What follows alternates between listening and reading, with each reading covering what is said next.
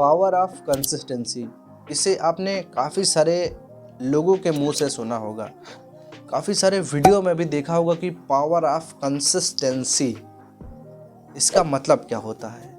नियमित रूप से कार्य को करते रहना। अब मैं आपको ये भी बताता हूँ कि अगर आपको अपनी बॉडी बनानी है, जस्ट आप एक इमेजिन करिए, मान लीजिए आपको अगर अपनी बॉडी को बनानी है तो आपको कंसिस्टेंट होकर रेगुलर जिम जाना होगा या फिर आपको रेगुलर वर्कआउट करना होगा,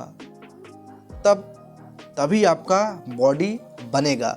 अब ऐसे ही सेम यूट्यूब पे अगर आपको अपने चैनल को ग्रो करना है, अपने चैनल को वायरल करना है, अपने वीडियोस को वायरल करना है, अपने चैनल को फास्ट ग्रो करना है, तो आपको कंसिस्टेंसी को मेंटेन करना होगा। रेगुलर आपको अपने चैनल पर वीडियोस को अपलोड करते रहना होगा। और मैं आपको ये भी बताना चाहता हूँ कि मेरे कंसिस्टेंट होने की वजह से आज मेरे चैनल पर 1K सब्सक्राइबर कंप्लीट हुए हैं। और आपको मैं अपनी गलती भी बता देता हूँ। काफ़ी सारे क्रिएटर हैं जो कि गलती नहीं बताते हैं। वो सोचते हैं कि मैं अपनी गलती बताऊंगा तो लोगों को लगेगा कि यार ये खुद ही गलती कर रहा है, तो लोगों को क्या बताएगा। तो भाई मैं आपको ये भी बताना चाहता हूँ कि गलती से सीख मिलती है। मैं आपको ये भी बता दूँ कि जीवन में सिर्फ और सिर्फ हार और जीत नहीं होती है, जीत और सीख होती है। हार नहीं होती। हार से आपको सीखने को मिलता है कि आपने क्या गलती की थी। मैं आपको यह भी बता दूं कि जब मैं अपने चैनल पर काम कर रहा था, तो मैं अपने चैनल पर काम करता गया तो मेरे थंबनेल अच्छे से बन नहीं रहे थे, ठीक है। तो मैं अपने थंबनेल पर काम करता गया तो मेरे थंबनेल मुझसे अच्छे बन नहीं रहे थे। तो यार मुझे लगा कि यार मैं थंबनेल बना ही नहीं पाऊँगा क्या।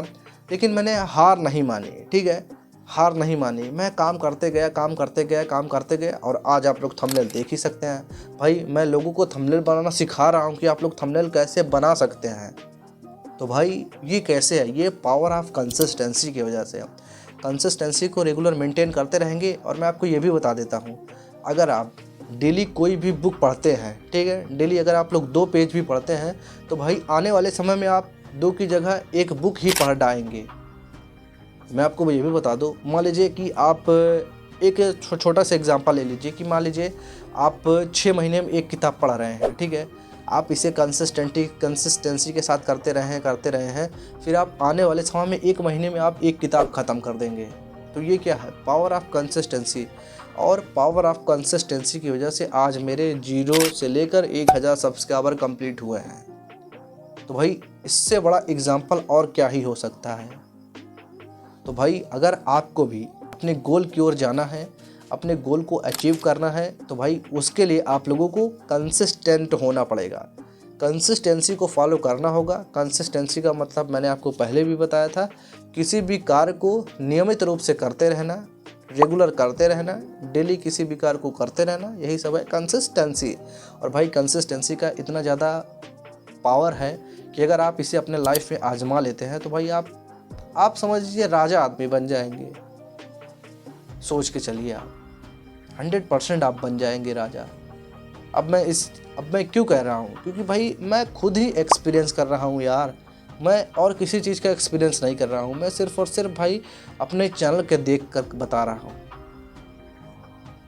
और एक्सपीरियंस में आपको ये भी बता दूँ कि आप जैसे एकदम, मैं सभी के लाइफ में ये चीज़ हुआ होगा।